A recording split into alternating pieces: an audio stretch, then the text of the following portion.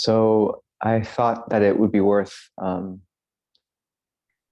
talking a bit today about the, well, there's one subject that I thought I kind of wanted to try to speak about to see if it would work at all. And it seemed relevant, especially in light of the fact that my parents have been dealing with the fires near Winthrop, which have surrounded the Cascade Hermitage, and it may have survived this round, but um, that's cautiously optimistic. But it certainly highlights the insecurity and fragility of our situation. And I also read a recent article about the fault line running along the Cascade, along the Pacific coast, and there's a 1 in 3 chance that there's going to be an enormous earthquake in the next 50 years, and about a 1 in 10 chance that there'll be a enormous, like huge earthquake that could possibly wipe out everything coast side of the I-5, based upon the tsunami which would ensue. And the science is pretty good. So it brought to mind a few things. One is a sutta where the Buddha speaks about the fragile and the unfragile.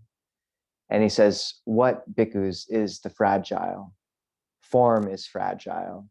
Feeling is fragile. Perception is fragile. Mental formations are fragile. Consciousness is fragile.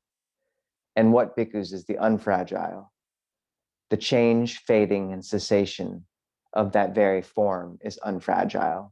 The change, fading, and cessation of that very feeling is unfragile, and so on through the other aggregates. And the thought that where we can find refuge in this teaching is somehow in the very changeable nature of that world is an interesting one, and I think counterintuitive. But I think that this articulation of the Buddha's really points to how uncompromisingly he stuck to what we call the apophatic method, which is where you speak about truth by what it is not. So when he says that all these things are fragile, but that their change is unfragile, I believe what he's pointing to is something around what happens when the heart understands and rests in and releases its grip on those changeable components of our world and of our life, which we so often try to find refuge in. Because on an intuitive level, I think that we know deep down that those things can't provide refuge. And similarly, on a deeply intuitive level, when we begin to let go of our grip on those things, something in us begins to intuit a much deeper security and place to rest.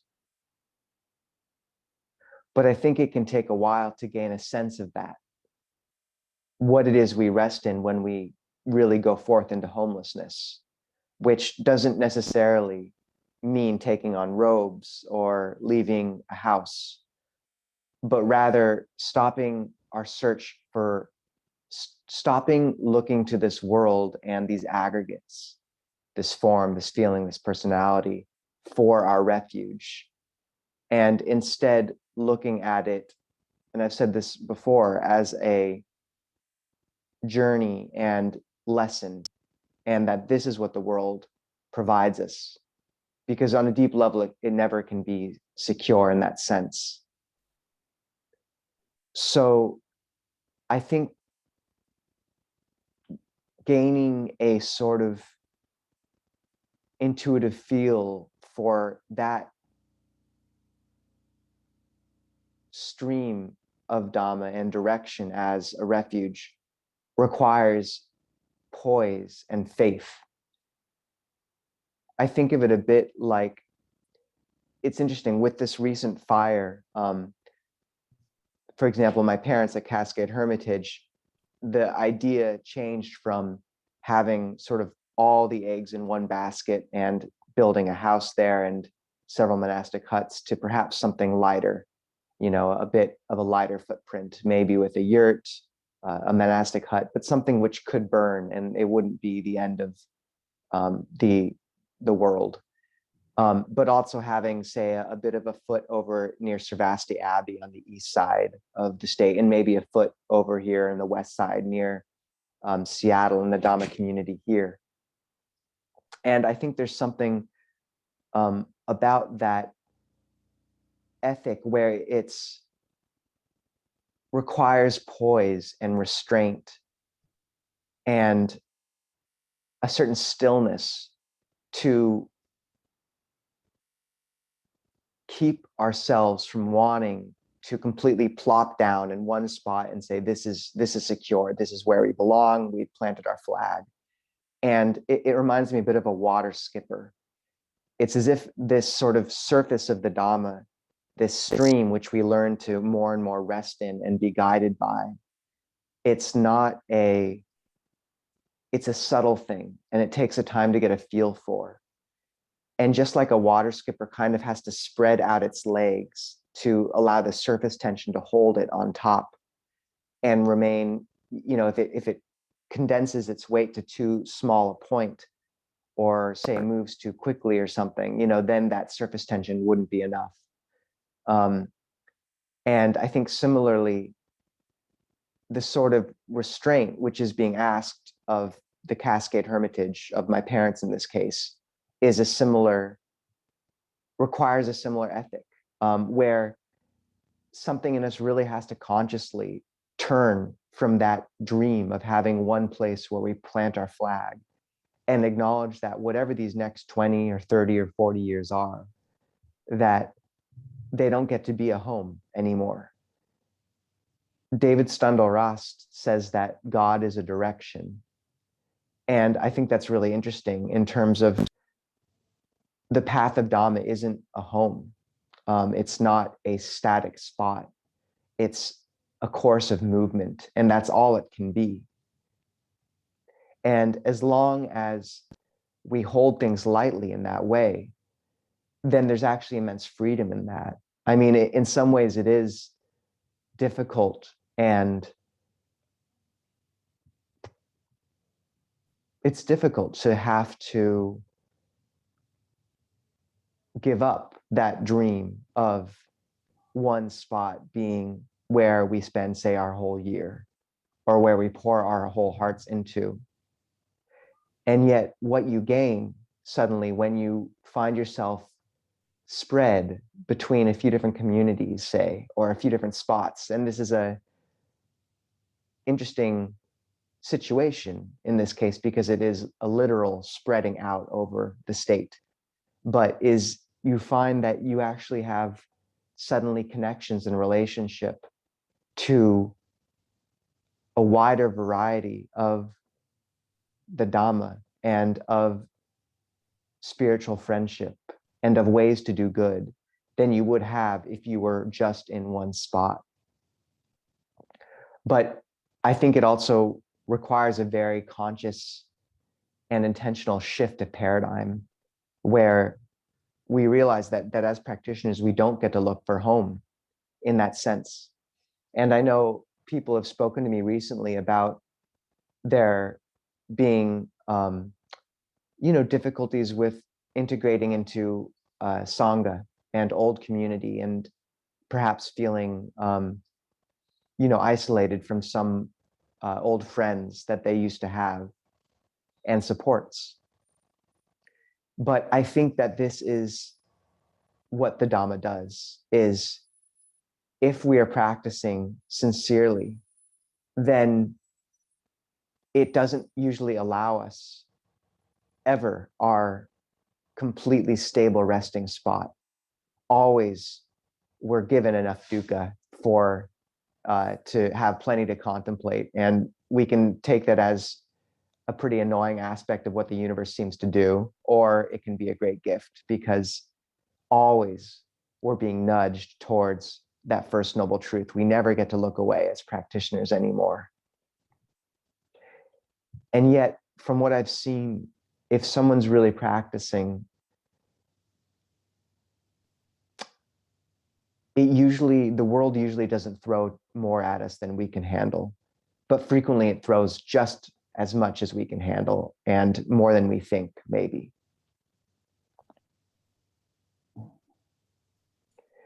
I think an interesting analogy would be to say that the world is falling apart in its eagerness to show us what lies underneath. And I'm reminded of a teacher I had in Thailand who was having an extremely difficult time his first years as a monk. And just after one more day of being sort of scolded by these other monks at his monastery and having a lot of trouble, he just covered up his head in his robe and just screamed, and then ran up to, his teacher and said, "Look, does it ever get any easier?" And Ajahn Anan said, "In 5 years, it'll be a little bit easier." So I like that. And something about how this is a slow path, but it's also not slow at all, because what's being changed is immense, and the shifts that are taking place are seismic in their import.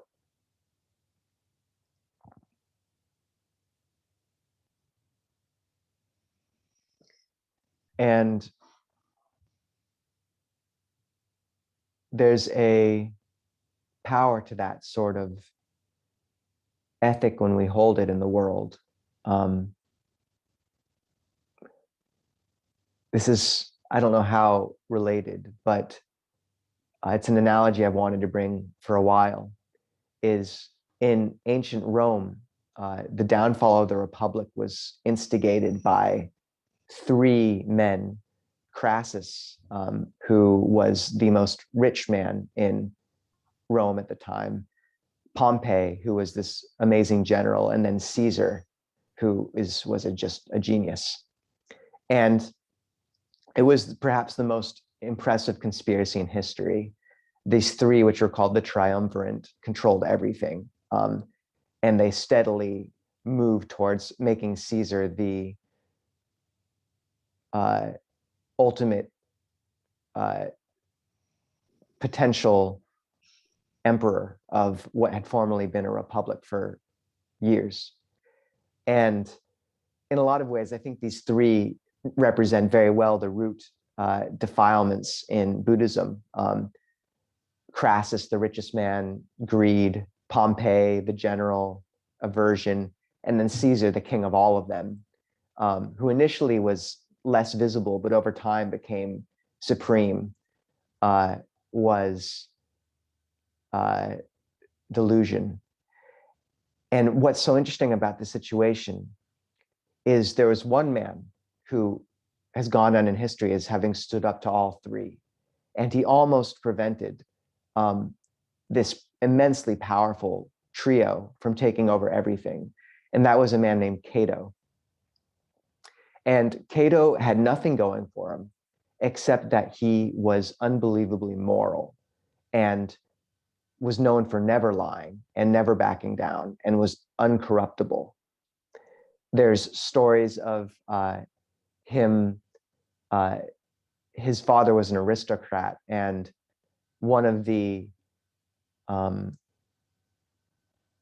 foremost diplomats of his time came and visited his house when Catto was a child, and asked if, sort of in a joking manner, if all the children would support him in what he was doing. And Catto refused. And this diplomat was a haughty one and not so happy, so he, I think, hung Catto out of his window by his feet. But Catto wouldn't repent. And after that, Catto sort of became deeply respected throughout the Senate. And people said of him that he thought that he lived in Plato's Republic, even though he walked the sewers of Rome. But by holding to this ethic, which was so deep, it's interesting because he was humiliated again and again. I think one of the most famous ones was he accused Caesar of instigating this conspiracy to become emperor. And in the Senate, a note had just been passed to Caesar, and Cato sort of jumped in and got the Senate to read it out loud, demanding that sort of this be the way that Caesar would be basically found guilty. But the note happened to be from Cato's sister, and it was a love letter to Caesar. So Cato was just humiliated again and again. And yet his sheer honesty made him repeatedly almost foil this whole triumvirate. And he went down in history as one of the most esteemed figures of the whole period. And something about the fact that this path of Dhamma, I know Richard Rohr, a famous priest and monk in the Christian tradition, has said that up until you're about 30, you gain a lot of successes and it kind of can build your ego to a okay level. But then everything he's learned after that has been through failure and humiliation. And I think that might be a bit overplayed and oversimplified, but there is a beauty, I think, to also seeing that, this path asks a great deal of us. And the only way which we learn to let go of our grip on the aggregates, on our personality, on our body, on these things we've clung to, is kind of by being burned by them. And it's not pleasant. And yet having compassion for ourselves as we gain more and more of a sense of how these things which we've held for so long aren't a refuge, and that it's actually a great kindness that the Dhamma pushes us more and more to let go and to balance in a poise and strength, and that there's great power and joy in that. There's a teacher named Han Shan, Laughing Mountain, from China, who said that after a while, this path became all pleasure, because either things were pleasant, in which case it was just good and pleasurable, or things were challenging and unpleasant, which gave him a chance to use his Dhamma strength, which was pleasant. So the whole path is just filled with a certain joy and zeal. And I think that this can be how we look at the world challenging us in this way, is we don't get to rest on our laurels. We are forced to be humiliated sometimes and humbled and tossed. And yet this robbing of our homes again and again is the world pointing, as the Buddha did, to the fact that all this stuff we've been holding to is the fragile, and pointing us again and again towards the one thing that is unfragile, which is resting in that shifting nature and the deathless that is beyond it and the path to that. So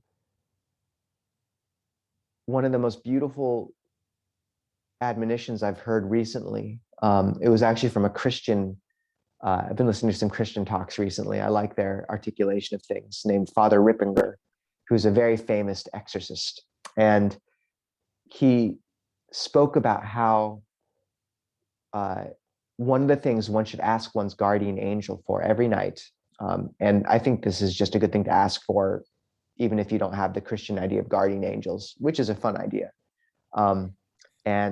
but is that you should ask to be humbled every day, somehow, that your greatest flaw be revealed, because that's how we grow, and that's the most beautiful thing. That's what the guardian angels like to hear the most every day, is to be asked for them to reveal our fault and to be humbled in that. So, and Richard Rohr says he asks to be humbled at least once a day.